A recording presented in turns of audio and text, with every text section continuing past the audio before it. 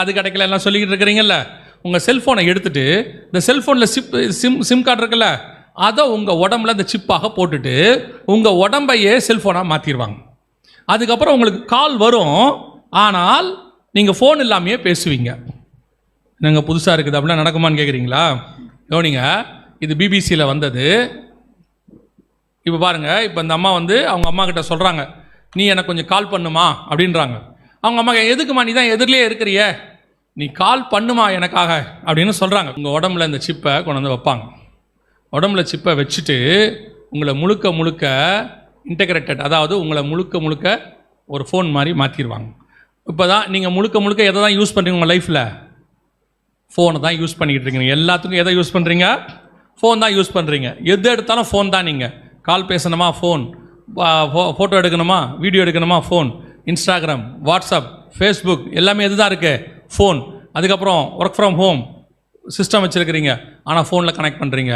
அடுத்து பையனுக்கு ஸ்கூல், அவனுக்கு செல்ஃபோனில் தான் வீட்டில் என்ன சொல்கிறது, ஹோம் ஸ்கூல் எல்லாமே பண்ணுறீங்க. ஆன்லைன் கிளாஸஸ் எல்லாமே அதுதான் வருது. ஸோ இந்த ஃபோனை அப்படியே உங்களை மாற்ற போகிறாங்க. இப்போ ரெடியாக இருக்குது. இப்போ துபாயில் சிப்பை உடம்புல வைக்க தொடங்கியாச்சு.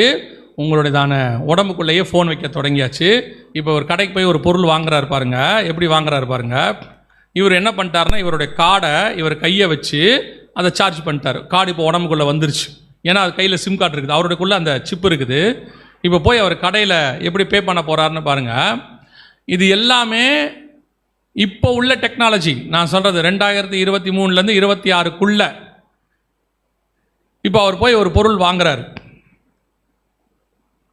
இங்கே பாருங்க, கையோடு வச்ச உடனே போதும், பே பண்ணியாச்சு, அவ்வளோதான், வேலை முடிஞ்சு. கரெக்டாக பாருங்கள், ஆண்டவர் சொன்ன வலது கையும் வாங்கவும் விற்கவும் கூடாதபடிக்கு செய்தது.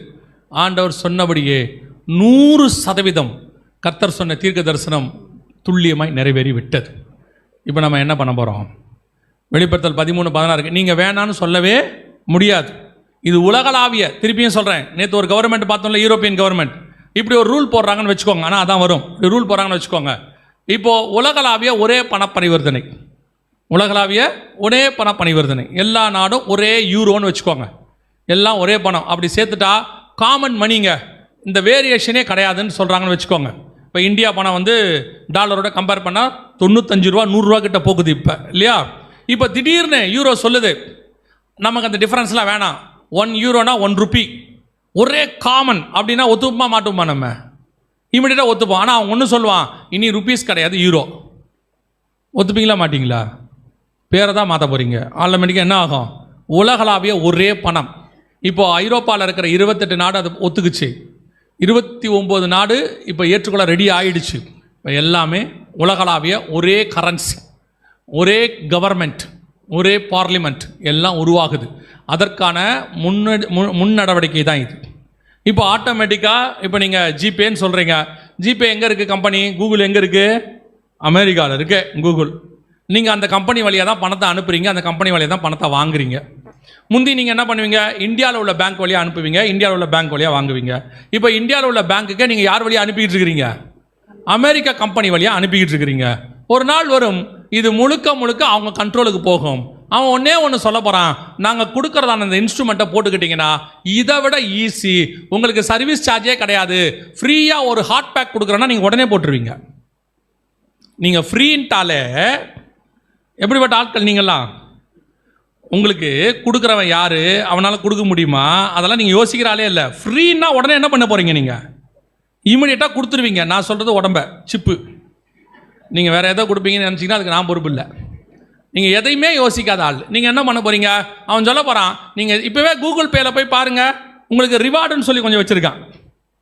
டிரான்சாக்ஷன் எவ்வளோ பண்ணுறீங்களோ அவ்வளோ உங்களுக்கு என்ன இருக்குது? ரிவார்டுன்னு சொல்கிறான். அதே மாதிரி கூகுள் காரனோ அல்லது யூரோ காரனோ சொல்ல போகிறான், நாளைக்கு இருந்து இதை வாங்குற உங்களுக்கு ஒரு கார்டு வாங்கினா ஒரு கார்டு ஃப்ரீ, உங்களுக்கு வந்து இது ஃப்ரீயாக தருவோம், அது ஃப்ரீயாக தருவோம்னா ஆட்டோமேட்டிக்காக நீங்கள் என்ன பண்ண போகிறீங்க?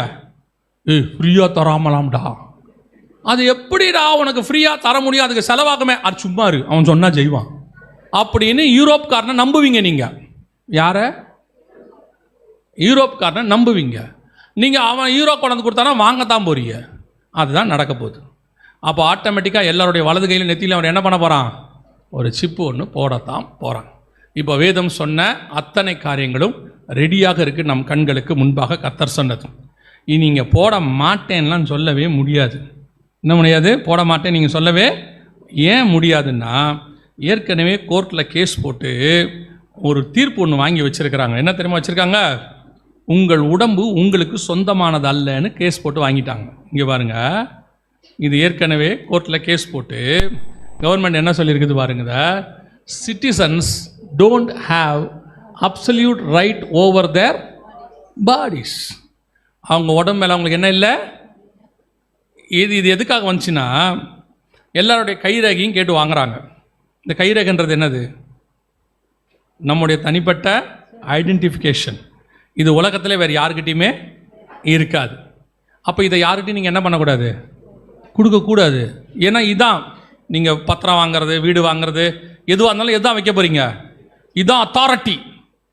இந்த அத்தாரிட்டியை கேட்குறாங்க, நீங்கள் கொடுத்துட்டீங்கன்னா இது இன்டர்நெட்டில் யார்கிட்ட வேணாலும் போகும். இப்போ ஒரு உதாரணத்துக்கு சொல்கிறேன், ஆதார் நீங்கள் எங்கெல்லாம் கொடுக்குறீங்க? எல்லா இடத்துலையும் கொடுக்குறீங்க. எவனாவது ஃப்ரீயாக கொடுக்குறான்னா எல்லா இடத்துலையும் கொடுப்பீங்க. அப்படி தானே? ஆதார் அப்படி தானே கொடுக்குறோம். இப்போ நம்ம ஆதார் கொடுக்கும்போது உங்கள் ஃபோட்டோ போதா? உங்கள் கைரேகைலாம் போகுமா? எல்லாம் போகும் தானே. அப்போ என்ன போட்டாங்க, கேஸ் போட்டாங்கன்னா, இது எங்களுடைய தானே பர்சனல் ஐடென்டிஃபிகேஷன் போகுதே அப்படின்னு சொல்லும் போது அவங்க என்ன சொன்னாங்கன்னா, அவங்க உடம்பு வந்து இனிமேட்டு அவங்களுக்கு கிடையாது, அது கவர்மெண்ட்டுக்கு சொந்தம். நாங்கள் அதை என்ன செய்யலாம், ஒரு காரணத்துக்காக அவங்கள நாங்கள் ஆளுகை செய்யலாம். இப்போ கைரேகை, கண் கருவிழி எல்லாம் இருக்குது அவங்கக்கிட்ட, அத்தனையும் இருக்குது. ஸோ அவங்க நாளைக்கு போடுங்கன்னு சொன்னால் நம்ம என்ன செய்ய போகிறோம்? போடத்தான் போகிறோம். இல்லைன்னு சொல்ல போகிறது இல்லை. போடாட்டி உங்களுக்கு எதுவும் கிடைக்க போகிறதும் இல்லை. கர்த்தர் சொன்னபடியே அத்தனை காரியங்களும் நல்லா தெரிஞ்சுக்கொள்ளுங்க. வெளிப்படுத்தல் 13, 16, 17 சொன்ன அத்தனை காரியங்களும் துல்லியமாய் நிறைவேறிவிட்டது. ஆனால் இது எதுவுமே யாருக்கு தெரியாது? சபைக்கு தெரியாது. நம்ம வாசப்படி வரைக்கும் தலைக்கு மேலே கத்தி நிற்கிது. ஆண்டவர் சொன்னது தலைக்கு மேலே நிற்கிது.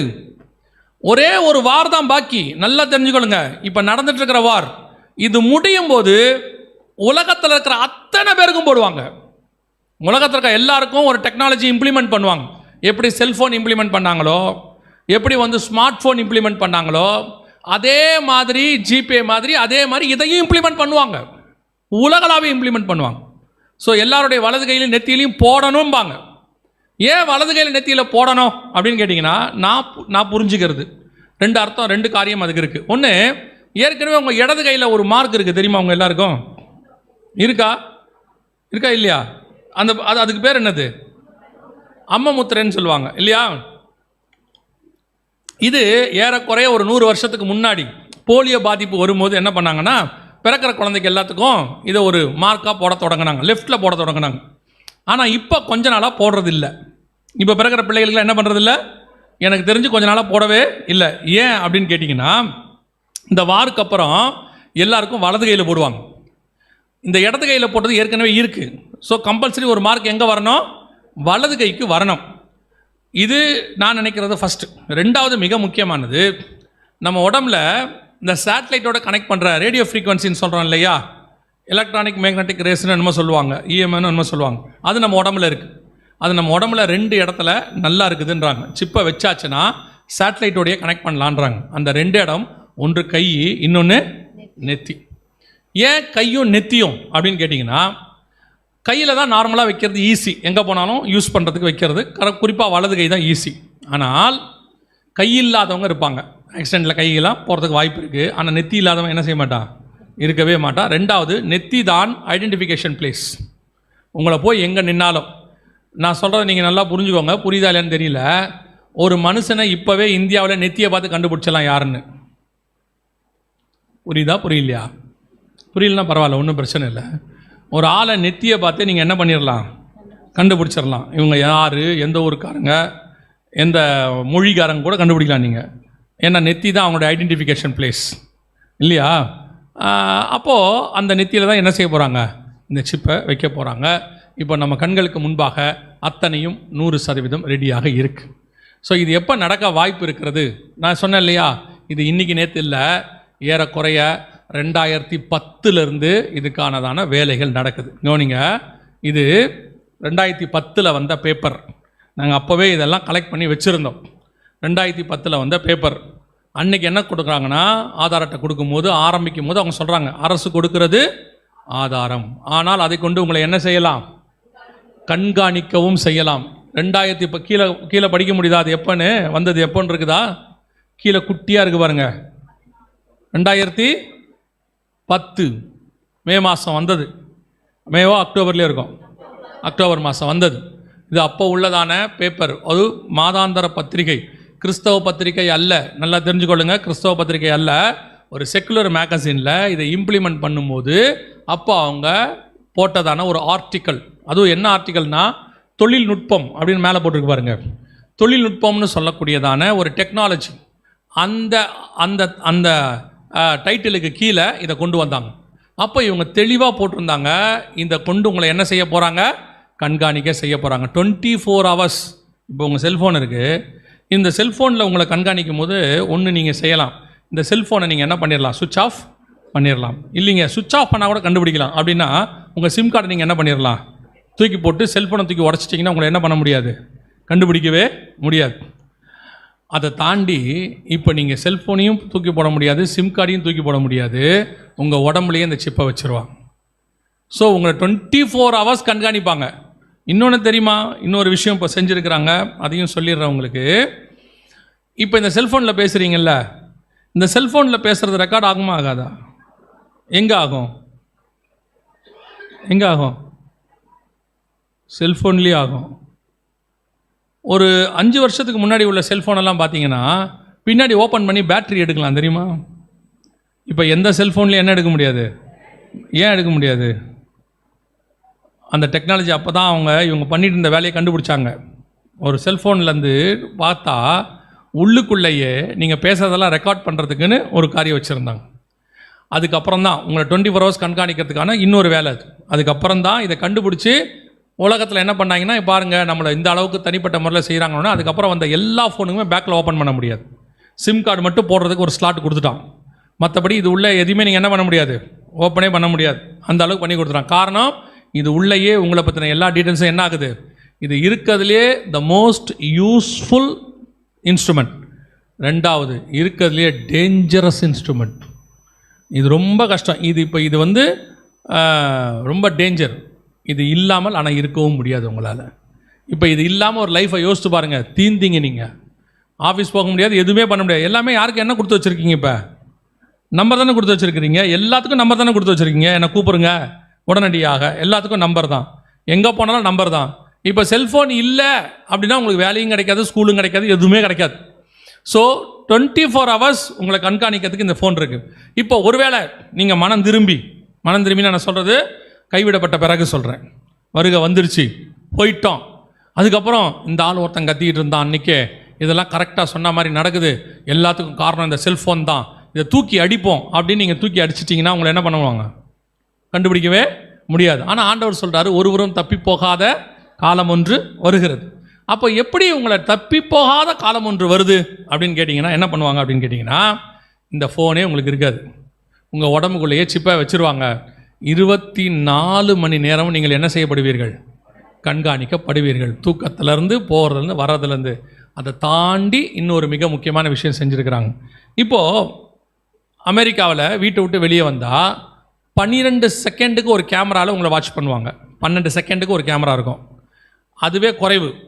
இப்போ அதிகமாக சிசி கேமரா இருக்கிற சிட்டி எதுன்னு கேட்டிங்கன்னா லண்டன் சிட்டி. ஏதாவது ஒரு கேமரா நீங்கள் இருந்துக்கிட்டே இருப்பீங்க. அதே மாதிரி இன்னொரு சிட்டி ஷாங்காய், சைனாவில்.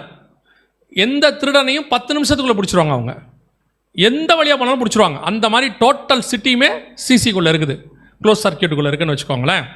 இப்போது வெளியே போனால் தான் இந்த நிலைமை இருந்துச்சு. ஒருவேளை அந்திகிறிஸ்து ஆட்சியில் நீங்கள் வீட்டுக்குள்ளே தேவனை தேடுறீங்கன்னு வச்சுக்கோங்க, வீட்டுக்குள்ளே தேவனை ஆராதிக்கிறீங்க அப்படின்னா அதையும் செய்ய முடியாத வேலையை இப்போ பண்ணிட்டாங்க. என்ன பண்ணியாச்சு, அவன் ஆட்சியில் நீங்கள் தேவனை தேடவே முடியாது. அப்படி ஒரு நிலைமை. என்னங்க அப்படின்னா, இப்போ உங்கள் வீடு முழுக்க ஸ்மார்ட் வீடாக மாறிக்கிட்டு இருக்குது, தெரியுமா உங்களுக்கு? உங்கள் வீட்டுக்குள்ளே வைஃபை கனெக்ஷன் இருக்குதா? பெரும்பாலான வீட்டுக்குள்ளே என்ன இருக்குது, வைஃபை கனெக்ஷன்.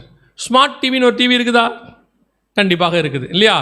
அதே மாதிரி இப்போ எல்லாருமே ஃபோன்கிட்ட பேசுகிறீங்கள, ஃபோனில் பேசலை, ஃபோன்கிட்ட பேசுகிறீங்கள, சிரி அப்படின்னு ஒன்று வச்சுருக்காங்க, அப்புறம் ஜெமினின்னு ஒன்று வச்சுருக்க, எல்லாம் பேசுகிறீங்கள.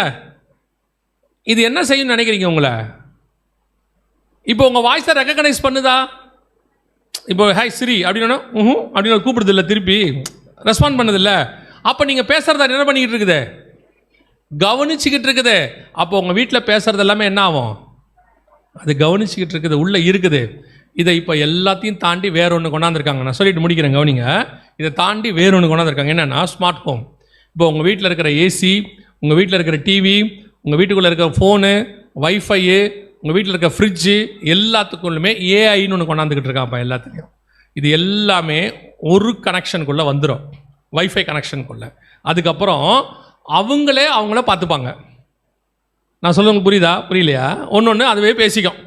இப்போது ஏசி ரிப்பேர் ஆக போகுது அப்படின்னா அந்த ஏசியில் இருக்க ஏஐ வழியாகவே உங்கள் வீட்டுக்குள்ளே வாட்ச் பண்ணுற அந்த காரியம் இருக்கும் வைஃபை மூலமாக.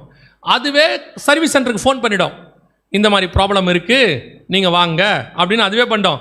உங்களுக்கே அப்போ தான் தெரியும் அந்த ஆள் வந்த பிறகு, என்ன சார் விஷயம், இல்லை உங்களுடைய ஃப்ரிட்ஜு ஃபால்ட்டாக இருக்குது, இல்லை நான் ஒன்றும் சொல்லலையே இருக்குது அப்படின்னு பார்த்தா ஃபால்ட்டாக இருக்கும். ஏன்னா அதுவே அதை என்ன பண்ணிக்குது, ஷெல்ஃபாக சரி பண்ணிக்கிறதுக்கான எல்லாத்தையும் ரெடி பண்ணுறான். இப்போ அது ஏஐ ஹோம்னு சொல்லுவாங்க. இப்போ அது என்ன பண்ணுதுன்னா உங்கள் வீட்டுக்குள்ளே உங்களை வாட்ச் பண்ண தொடங்கிருச்சு. சைனாவில் இப்போ ரூல் போட்டிருக்கிறாங்க, வீட்டுக்குள்ளே யாருமே ப்ரேயர் நடத்தக்கூடாது, வீட்டுக்குள்ளே யாரும் ப்ரேயர் பண்ணக்கூடாதுன்னு சொல்லியிருக்காங்க. எப்படி வாட்ச் பண்ணுவாங்க வீட்டுக்குள்ளே பண்ணுறத? முந்தியெல்லாம் பக்கத்து வீட்டுக்காரன் போய் தான் சொல்லிடுவான், அந்த வீட்டில் சவுண்டு வருது அப்படின்னு சொல்லுவான். இப்போ அப்படி அல்ல, உங்கள் வீட்டுக்குள்ளேயே உங்களை கண்காணிக்கிற கருவி முழுவதும் வருகிறது. 100% நீங்கள் பேசுவது, நீங்கள் என்ன பண்ணுறீங்க, என்ன ப்ரேயர் பண்ணுறீங்க, எல்லாத்தையும் அதை வாட்ச் பண்ணிட்டே இருக்கும் 24 hours. நீங்கள் நினச்சிக்கிட்டு இருக்கிறீங்க வீட்டுக்கு வெளியே தான் நம்மளை கண்காணிக்கிறாங்கன்னு.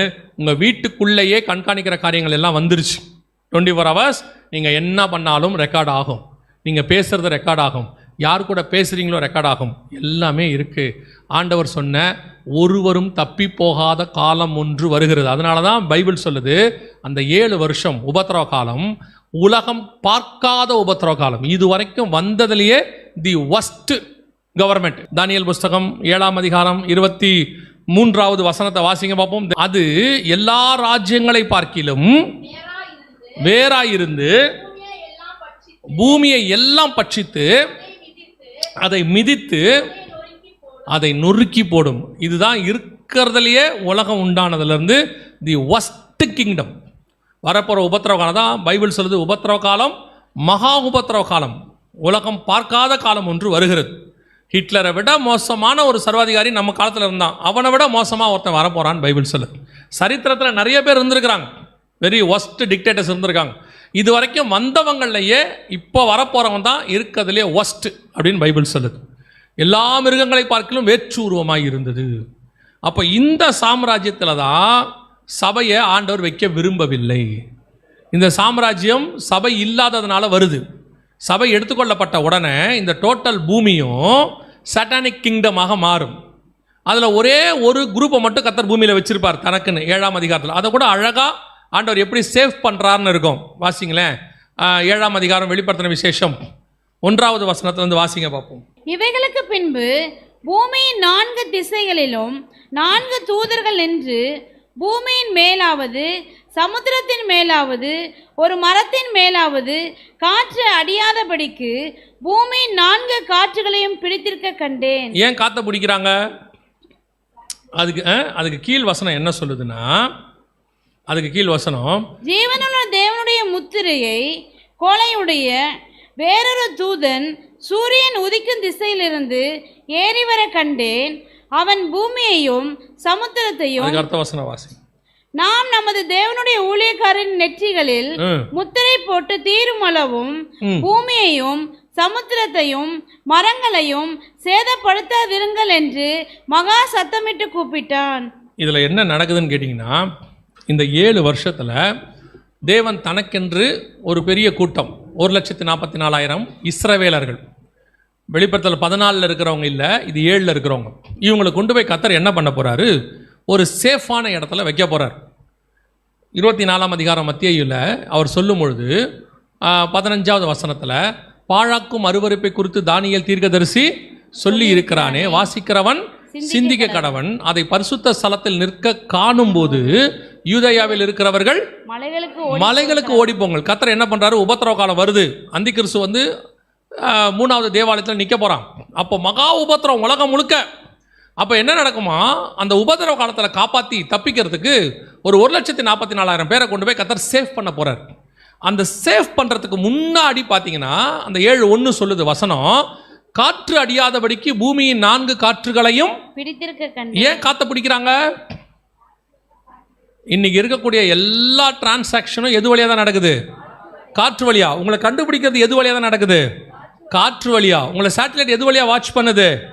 காற்று. இன்னைக்கு வந்து மூலதனம் காற்று. ஒரு காலகட்டத்தில் மூலதனம் வந்து லேண்டு, விவசாயம். ஒரு காலகட்டத்தில் மூலதனம் ஆயில். இப்போ ஆயில் தான் நமக்கு என்னவா இருக்கு? பேஸ். இதுக்கு பிறகு மூலதனம் எது தெரியுமா? காற்று. இப்போ காற்று பிஸ்னஸ் தான். மைக்ரோசாஃப்ட் ஓனர் வந்ததுலேருந்து பில்கேட்ஸ் வந்த பிறகு காற்று தான் பேஸாக இருக்கு. ஸோ பைபிள் சொல்லுது, கடைசியாக ஒரு ஜனங்களை காப்பாற்றணும்னா அவங்கள மறைச்சி வைக்கிற வரைக்கும் இவங்க எதை பிடிக்கிறாங்க? காற்றை பிடிக்கிறாங்க. காற்றை பிடிச்சாச்சுன்னா யாரையும் கொஞ்ச நேரத்துக்கு தான். அது கொஞ்ச நேரம் என்ன பண்ண முடியாது? கண்டுபிடிக்க முடியாது. ஸோ அப்படி ஒரு இடத்துல கொண்டு போய் இவங்கள மலைக்கு கீழே என்ன பண்ண போறாரு? சேவ் பண்ண போறாரு. ஸோ இப்போ எவ்வளோ அழகாக பைபிள் வந்து நமக்கு சொல்லி வச்சிருக்குது பாருங்க. இது வந்து இன்னைக்கு இருக்கிற யங்ஸ்டர்ஸ் என்ன நினச்சிக்கிறாங்க அப்படின்னா, இந்த பைபிள் வந்து ஒரு பழைய புக்கு, இது அந்த கதை இந்த கதை இருக்குது. இது எதுலையுமே கதை கிடையாதுங்க, எல்லாமே சம்பவம். ஆனால் அவைகளுக்கு பின்னால் நடக்க போகிற இன்னைக்கு உள்ள டெக்னாலஜியிலிருந்து, இனி வரப்போகிற டெக்னாலஜியிலிருந்து, ஆர்மியிலிருந்து இந்த எண்டுன்னு போடுற வரைக்கும் அத்தனையும் அதில் இருக்குது. 8ஆம் நாள் வரைக்கும் இருக்கு. நீங்கள் இந்த கூகுள் சொல்லக்கூடியதான காரியத்தை இது பார்த்தீங்கன்னா, கூகுளில் வர்றது எவ்வளோ உண்மை எவ்வளோ பொய்ன்னு உங்களுக்கு தெரியாது. அது இன்ஸ்டாவில் வர்றதோ அல்லது வாட்ஸ்அப்பில் வர்றதோ யூடியூப்பில் வர்றதோ எத்தனை உண்மைன்னு தெரியாது. ஆனால் பைபிளில் சொல்லியிருக்கிற எல்லாமே உண்மை, 100% உண்மை.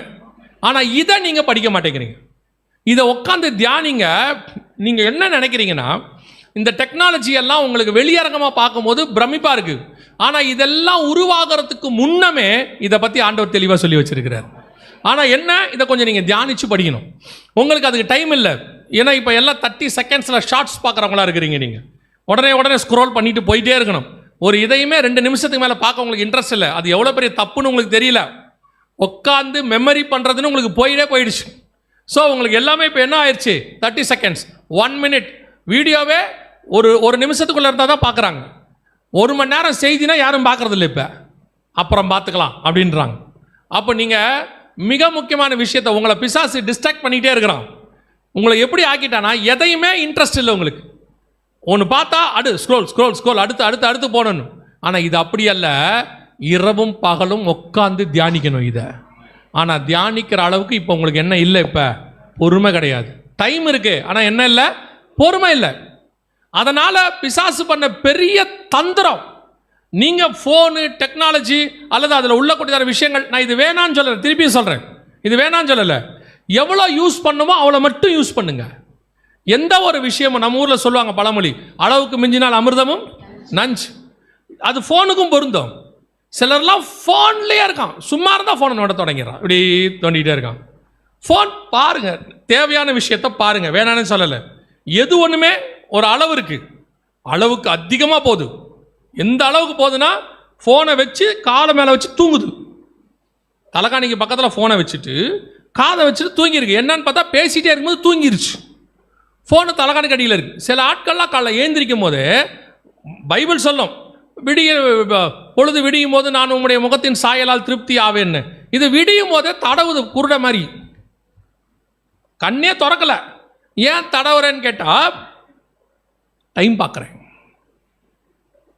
டைம் பார்க்குறதுக்கு ஃபோன் பார்க்கும் போதே 4 போட்டிருக்கோம், 6 மெசேஜஸ். அப்படியே அமைக்கிட்டு அப்படியே பார்க்கறது. ஒரு தடவை நீங்கள் வாட்ஸ்அப்புக்குள்ளே போனால் மினிமம் 10 நிமிஷம் 5 நிமிஷம் ஆகுதா? நீங்கள் பார்க்க போன விஷயத்தை மட்டுமா பார்க்குறீங்க? அப்படியே டிஸ்ட்ராக்ட் ஆகி உள்ளே போய்கிட்டே இருக்கு. ஆனால் ஒரு பைபிளை எடுத்து வாசிக்கிறதுக்கு உங்களுக்கு எவ்வளோ கஷ்டமாக இருக்குது. அதை வாசிக்கணும்னு தோண மாட்டேங்குது, பிரிக்கணும்னு தோண மாட்டேங்குது, அதை பற்றி பேச தோண மாட்டேங்குது. லிட்ரலாக ஒரு சந்ததி தேவனை விட்டு பிசாசுக்கிட்ட போயிட்டு இருக்குது. ஒரு ஜென்ரேஷன் போகுது. நீங்கள் வெறும் தேவனை விட்டு மட்டும் போல, நீங்கள் யோசிச்சு பாருங்க. யாருமே வேணாம், ஒரு ஃபோன் இருந்தால் போதும். ஒரு ரூம்குள்ளே ஒரு நாள் முழுக்க இருப்பீங்களா மாட்டீங்களா? இருப்பீங்க தானே? ஒரே ஒரு ஃபோன் இருந்து இந்த பக்கத்தில் நொறுக்கு தீனி 4 பேக்கெட் இருந்துச்சுன்னா நீ எவனையுமே தேட போகிறதில்ல நீங்கள். ஆமாம் தானே? இந்த சிப்ஸையும் கிப்ஸையும் வாங்கி வச்சுக்கிட்டு இப்படி மென்னுக்கிட்டு ஃபோனை பார்த்துக்கிட்டு அதில் 2 ஏர்பேடை ஏதோ நம்ம கையில் போட்டுக்குது, இப்படி பார்த்துக்கிட்டு திங்குது பார்க்குது. நான் அப்புறம் ஒரு வருஷம் கழிச்சு அவங்க அம்மாட்ட சொல்லுது, என் உடம்பு ரொம்ப குண்டாகிட்டே போகுது, என்னானே தெரியல, உட்காந்து தின்னு வேறு என்ன ஆகும்? என்ன ஆகும்னு நினைக்கிறிய? பசங்களும் அப்படித்தான் இருக்கான். எல்லாரையும் பாருங்க, ஆபிரகாமின் ஆசீர்வாதம் அவங்ககிட்ட தான் நிறைவே இருக்கு. இடதுபுறமும் வலதுபுறமும் பலுகி பெருகி ஆடு இருக்கான். அவன் ஏறி உக்காடுறான், வயிறு டேங்க் மேல தனியா இருக்கு. பைக்கில் கேட்டு பாருங்க. அப்படியே இன்னைக்கு நேற்று நானும் தம்பி காரில் போயிட்டு இருக்கோம். ஒரு ஆள் டேங்க் மேலே ஃபோனை வச்சுட்டு ஃபோனை பார்த்துட்டே ஓட்டுறான். 2 வீலரில் இப்படியே பார்த்துட்டு என்ன அடிக்ஷன் பாருங்க. தயவு செய்து சொல்கிறேன், இதை யூஸ் பண்ணுங்க, தேவையானதுக்கு மட்டும் யூஸ் பண்ணுங்க. இது உங்களுக்கு ஜீவனை கொடுக்காது, தேவைப்பட்டால் ஜீவனை எடுக்கும். ஏஐ கிட்ட போய் கேட்டு பாருங்க, ChatGPT இந்த மாதிரிலாம் இருக்குல்ல, அதுக்கிட்ட கேட்டு பாருங்க. ரொம்ப பிரச்சனையாக இருக்குது, என்ன பண்ணலாம், செத்துருன்னும் சொல்லுது. ஆமாம் சொல்லுது, ChatGPT சொல்லுது. ரொம்ப ஸ்ட்ரெஸ்ஸாக இருக்குது, டென்ஷனாக இருக்குது, என்ன பண்ணலாம், செத்துருந்து. அன்றைக்கி ஒருத்தன் போய் கேட்டிருக்கான், எங்கள் அம்மா என்னை ரொம்ப திட்டுறாங்க, என்ன பண்ணலாம், கொன்னுடுன்றுச்சு. ஆமாம், இது ஜீவனை எடுக்கும், ஆனால் கர்த்தரோ ஜீவனை கொடுப்பார். அவர் ஒரு நாளும் உன்னை சாக விட மாட்டார். இது உங்கள் உடம்பை கெடுத்துரும். RFID ரொம்ப என்ன செய்யும், உடம்பை கெடுத்துரும். இப்போ ரொம்ப ரேடியேஷன்ஸ். பட் அவனே சொல்கிறான், அதிகமாக ஏர்பாட் போடுறவங்களுக்குலாம் என்ன ஆகுது, பிரச்சனை ஆகுது. தயவு செய்து பெரியவங்களையும் சொல்ல வேண்டியிருக்கு. இப்போ வாலிபர்களை மட்டும் சொல்ல வேண்டியதில்லை, பெருசும் அப்படி தான் இருக்குது. வீட்டுக்காரர் வேலைக்கு போன உடனே யூடியூப்பில் என்ன சமைக்கலான்னு பார்த்து சமைச்சு அதை வீட்டில் வச்சு சாப்பிட்றவங்களாம் செத்து போகிறான். அது வேறு, அதை செஞ்சு வச்சுட்டு இது எப்படி இருக்குது, அதை ரிவ்யூ வேறு. ஃப்ரெண்ட்ஸ் வாயில் வைக்க முடியல. ஆனால் பார்த்தீங்கன்னா கலராக இருக்குது. வானவில் மாதிரி 7 கலர்லையும் இருக்குது. கருப்பாக ரசம், வெள்ளையா தயிர், பச்சை கலரில் பீன்ஸு, ஆரஞ்சு கலரில் கேரட்டு, எல்லாம் 7 கலரில் வானவில் மாதிரி இருக்குது. எல்லாம் வாயில் வச்சுட்டு ன்றான். என்னத்தான் போங்க, கவனிச்சு கொள்ளுங்க. காலம் மிக கொடிதாக இருக்கிறது. உங்களை நீங்கள் தான் காப்பாற்றி கொள்ளணும். கர்த்தர் அதுக்கான ஞானத்தை கொடுத்துருக்கிறார். எல்லாத்தை விட காப்பாற்றுக்கிறதுக்கு கர்த்தர் உங்கள் கையில் பரிசுத்த வேதாகமத்தை கொடுத்துருக்கிறார். இது ஆரம்பிக்கிறது தான் கஷ்டம். நான் சொல்கிறேன் உங்களுக்கு, ஆரம்பிக்கும் போது கொஞ்சம் ஸ்டார்டிங் ட்ரபிள் வரும். ஏன்னு கேட்டால் இது சத்தியம் பாருங்களேன். எப்போவுமே ஒரு நல்ல விஷயம் ஆரம்பிக்கும் போது கொஞ்சம் கஷ்டமாக இருக்கும். ஆனால் நீங்கள் இதை டேஸ்ட்டை உணர்ந்துட்டிங்கன்னா, கர்த்தர் நல்லவர் என்பதை இதை டேஸ்ட்டை உணர்ந்துட்டிங்கன்னா இதை உங்களால் கீழே வைக்கவே முடியாது. இது உங்களை அழகாய் காப்பாற்றி விடும். அல்லேலூயா. அதனால் மிக கொடிதான காலம் ஒன்று வருகிறது. அடுத்து நம்ம தலைக்கு மேலே இருக்குது, ரொம்ப தூரத்தில் இல்லை. கர்த்தருக்கு சித்தமானால் நம்ம தலைமுறையில் இப்போ நம்ம பேசின எல்லாத்தையும் பார்ப்போம். ஏன்னா இப்போ எல்லாமே ரெடியாக இருக்குது. இன்னும் ஒன்று தான் பாக்கி என் கணக்குக்கு. இந்த வார் ஸ்டார்ட் ஆகிருக்கு, உச்சத்துக்கு போனால் இது எல்லாமே வந்துடும். இவைகள் சம்பவிக்க தொடங்கும் போது தான் நம்முடைய மீட்பு இருப்பதாக நம்முடைய ஆண்டவர் சொல்லி வச்சிருக்கிறார். அல்லேலூயா. அப்போ கண்டிப்பாக என்ன வரப்போகுது, இவைகளுக்கு நடுவில் கர்த்தருடைய வருகையும் வரப்போகுது. நாம் அதற்கு ஆயத்தப்படுவதுக்கு தான் இந்த செய்தி. இதை எதையுமே நீங்கள் மாற்ற முடியாது. உலகம் ஒரு கொலாப்ஸுக்கு போகும், பயங்கரமாக உச்சத்துக்கு போய் கொலாப்ஸ் ஆகும். அது இயேசுவின் பகிரங்க வருகையில் நடக்கும். அவர் தம்முடைய முகத்தின் பிரசன்னத்தினால் எல்லாத்தையும் க்ளோஸ் பண்ணிடுவார். ஆனால் அதுக்கு முன்னாடி ஒரு 7 வருஷம் மிகப்பெரிய உபத்திரவத்துக்குள்ள போகும். அதுக்கு முன்னாடி உங்களையும் என்னையும் கர்த்தர் மீட்க வருவார். அல்லேலூயா. அப்போ ஒவ்வொரு நாளும் அவரை சந்திக்க நம்ம என்ன செய்யணும், ஆயத்தப்படணும். இவ்வளத்தையும் சொன்ன ஆண்டவர் தான் வருவேன் என்றும் சொல்லி இருக்கிறார். 1900 வருஷத்துக்கு முன்னாடி அவர் சொன்ன இத்தனை விஷயங்களும் இதில் நீங்கள் இதை பார்க்கலையே. இது ஒரு விஷயத்தை அது பாருங்க, அது அந்த நியூஸில் வந்தது 2010. அந்த சிப்பை எங்கே வைப்பாங்கன்னு போட்டிருக்குது, படிக்க முடியுதா? அரிசி அளவு உள்ள இந்த சிப்பை கைகளில் அல்லது நெற்றியில். இது வந்தது 2010. பைபிளில் சொன்னது 1900 வருஷத்துக்கு முன்னாடி. அதே ரெண்டு பிளேஸ் கை அல்லது நெற்றி. இன்னும் பைபிள் பர்டிகுலராக சொல்லுது, வலது கையிலாவது நெற்றிகளிலாவது.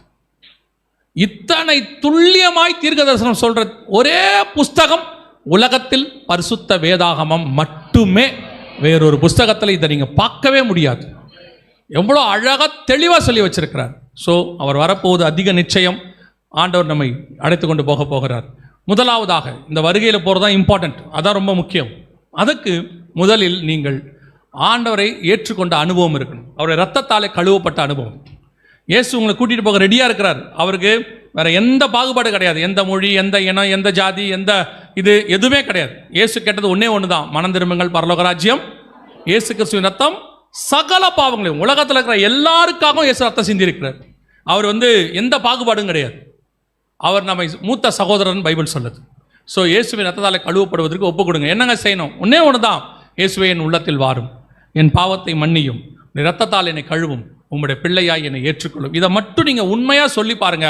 உங்ககிட்ட வேற ஒன்றையுமே அவர் கேட்கல, எல்லாவற்றையும் அவர் கிரயமாய் செலுத்திட்டாரு.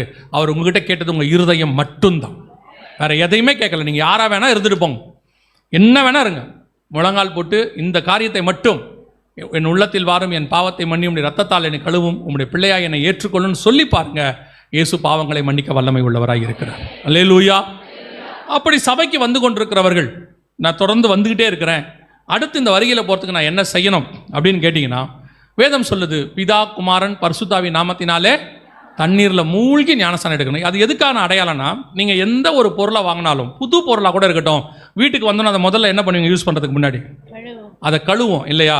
நல்ல மனுஷங்க என்ன பண்ணுவாங்கன்னு கேட்டிங்கன்னா, புது சட்டை பேட்டு வாங்கிட்டு வந்தால் கூட என்ன பண்ணுவாங்க? அதை ஒரு தடவை வாஷ் பண்ணுவாங்க. சிலர் தான் அப்படியே போட்டு போயிடுவாங்க. என்ன காரணம்னா, ட்ரையல் ரூமில் யார் வேணாலும் போட்டு பார்த்துருப்பான். அதனால் என்ன பண்ணுவாங்கன்னா, எந்த ஒரு பொருளை கொண்டு வந்தாலும் முதல்ல என்ன செய்வோம்? பேசிக்காக என்ன பண்ணுவோம்னா, நம்ம அதை கழுவும் எடுப்போம். நம்ம அதே மாதிரி தான் நம்ம ஆத்மாவை கர்த்தர் பரலோகத்துக்கு விட்டு போக போகிறார். அவர் உலகத்திலேருந்து வேறு பிரித்தோம், நான் பாவத்துக்கு மரித்து நீதிக்கு உயிர்த்தெழுகிறேன், புது மனுஷனாக மாறுறேன்றதுக்கு அடையாளமாகத்தான் ஆண்டவர் என்ன செய்கிறாரு? ஞானஸ்நானத்தை சொல்கிறார். இவங்க வச்சதுனால ஆண்டவர் வைக்கல, ஆண்டவர் ஞானஸ்நானத்தை வச்சாரு. அதை பார்த்து தான் அந்த உலகம் ஃபாலோ பண்ணிக்கிட்டு இருக்கு. எல்லாத்தையும் கழுவணும்னு சொல்லிட்டு இருக்கிறான். தண்ணி போட்டு எல்லாமே தண்ணியில் கழுவுறாங்களா? எதை எடுத்தாலும் தண்ணியில் என்ன செய்கிறாங்க? ஒரு தடவை தண்ணியில் அலசிருங்கம்பாங்க. அது எதுலேருந்து வந்துச்சுன்னா, 2000 வருஷத்துக்கு முன்னாடி ஆண்டவர் சொன்னது எது?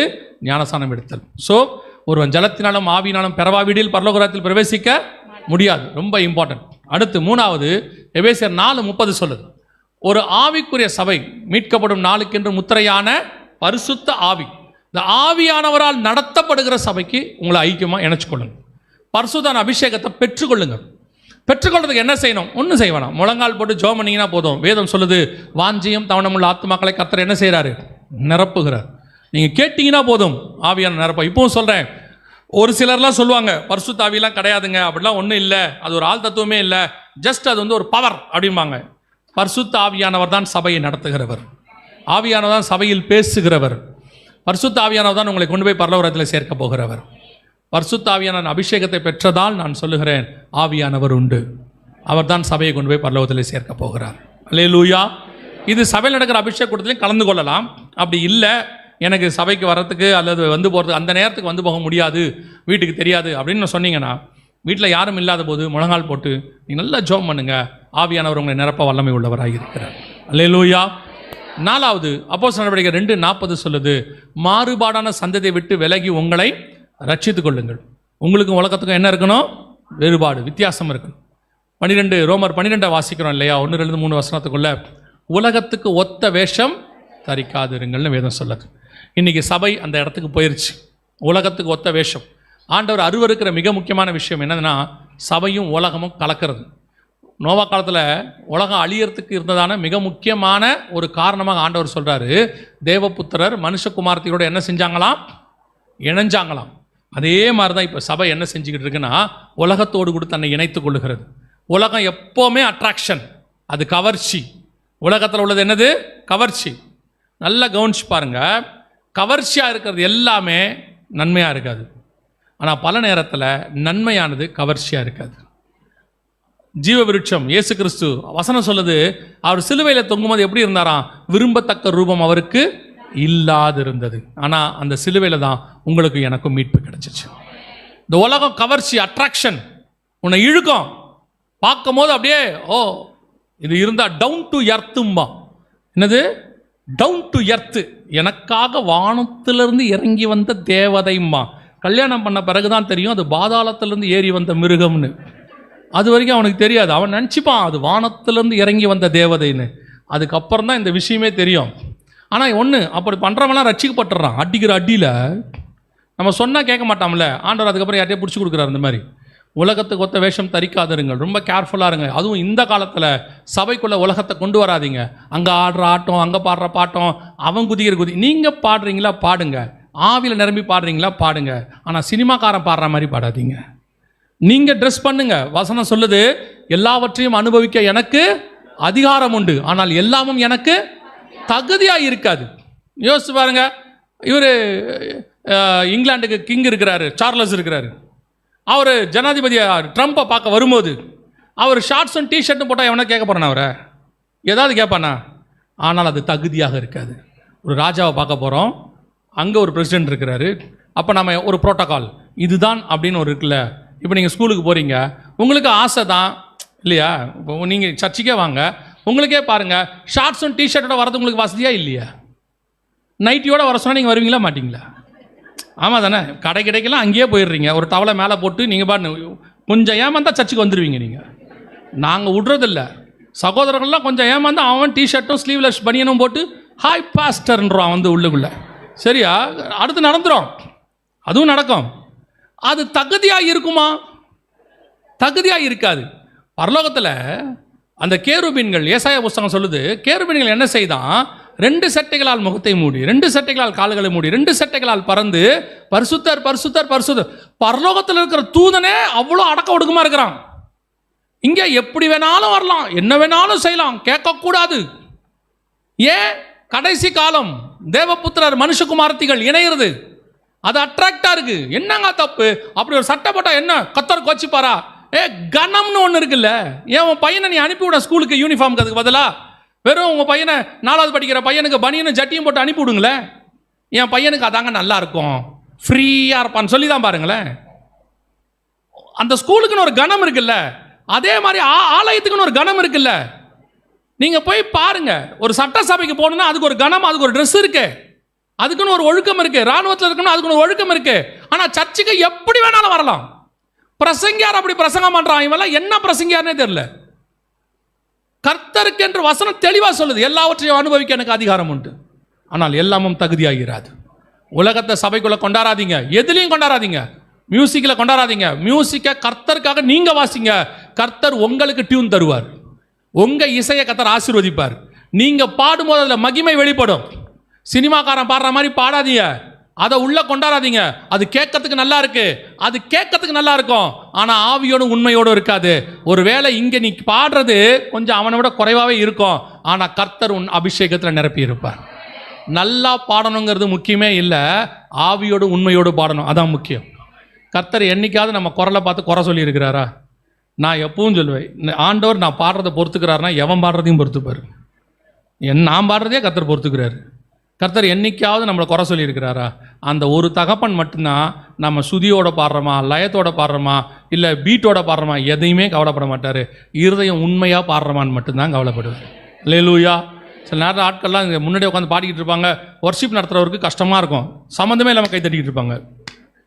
இவருக்கு பாடவே வராது, திரும்பி திரும்பி பார்ப்பார், அவங்க பாடவே மாட்டாங்க, கண்ணை மூடிட்டே இருப்பாங்க. இவங்களுக்கு வராது, ஆனால் தேவன் ரசிச்சுக்கிட்டே உட்காந்துருப்பார். ஏன்னா அவன் உண்மையாக பாடிக்கிட்டு இருக்கான், என்கிட்ட உட்காந்துட்டு, அவன் இருதயம் என் கூட இருக்குது. அதைத்தான் கர்த்தர் விரும்புகிறார். நீங்கள் அழகாக இருக்க வேணான்னு சொல்லலை, உடனே நீங்கள் இப்படி நினச்சிடாதீங்க, இவர் வந்து இதெல்லாம் அதெல்லாம் சொல்லலை. தகுதியாக இருக்கணும், அதான் முக்கியம். நீட்னஸ், கர்த்தர் விரும்புகிறதுன்னு ஒன்று இருக்குது, அது இருக்கணும். 5வது, சுவிசேஷம் அறிவித்தல் உங்கள் மேல் விழுந்த கடமை. நீங்கள் பரலோகத்துக்கு போகும்போது உங்களோட கூட எதுவும் வராதுன்னு உங்கள் எல்லாருக்கும் நல்லாவே தெரியும். அது மரணம் வந்தாலும் வராது, வருகை வந்தாலும் வராது. பெட்டியில் வச்சாலும் எல்லாத்தையும் பிடுங்கிட்டு தான் விட போகிறான், எல்லாத்தையும் எடுத்துருவான். ஆமாம் தானே? கன்ஃபார்மாக எடுத்துருவான். நீங்கள் போட்டிருக்கிற மோதிரத்தை கூட எடுத்துருவான். வரலன்னா சோப்பு கீப்பு போட்டு எடுத்து அழுதுகிட்டே உருவிடுவான். ஐயா அப்பாவுக்கு அதெல்லாம் பிடிக்காது, ரொம்ப சிம்பிள் அப்படின்ட்டு எடுத்துருவான். அவர் சொன்னார் அவங்களுக்கு எந்திரிச்சு சொல்லல் தானே, ஆனால் எதையும் கொடுக்க மாட்டான், எல்லாத்தையும் போட்டு அமுச்சு விட்ருவான். அப்போ உங்களுக்கு நல்லா தெரியும். ஆனால் ஒன்றே ஒன்று உங்களோட கூட வரும் பரலோகத்துக்கு, நீங்கள் சம்பாதிக்கிற ஆத்மா கண்டிப்பாக பரலோகத்துக்கு வரும். அதுதான் அங்கே உங்களுக்கு சொத்து. அதை வச்சுத்தான் அவன் கிரிக்கத்தக்கதான பலன் என்னோடு கூட வருகிறது. 6வது, இயேசு வருவார் என்பதை ஒவ்வொரு நாளும் விசுவாசிக்கணும். ஒவ்வொரு நாள் என்ன செய்யணும்? விசுவாசிக்கணும். சும்மா அந்த 2-3 நாள் செய்தி கேட்டவனை விட்டுறக்கூடாது. ஒவ்வொரு நாளும் அந்த வருகைக்கு காத்திருக்கிற மக்களாய் மாறிடணும். ஆவியும் மனவாட்டியும் வா என்பார்களாக. ஸோ 7வது, கடைசியாக, முடிவு பரியந்தம் நிலைநிற்கிறவனே இந்த 6லும் கடைசி வரைக்கும் நிற்கணும். அடைந்த ரட்சிப்பு, எடுத்த ஞானசானம், பெற்றுக்கொண்ட அபிஷேகம், வாழ்கிற வேறுபாடுள்ள வாழ்க்கை, சொல்கிற சுவிசேஷம், விசுவாசிக்கிற வருகை, இந்த 6லும் கடைசி வரைக்கும் நின்னீங்கன்னா கர்த்தருடைய வருகையிலே பிரவேசிப்பது எளிது. அல்லேலூயா.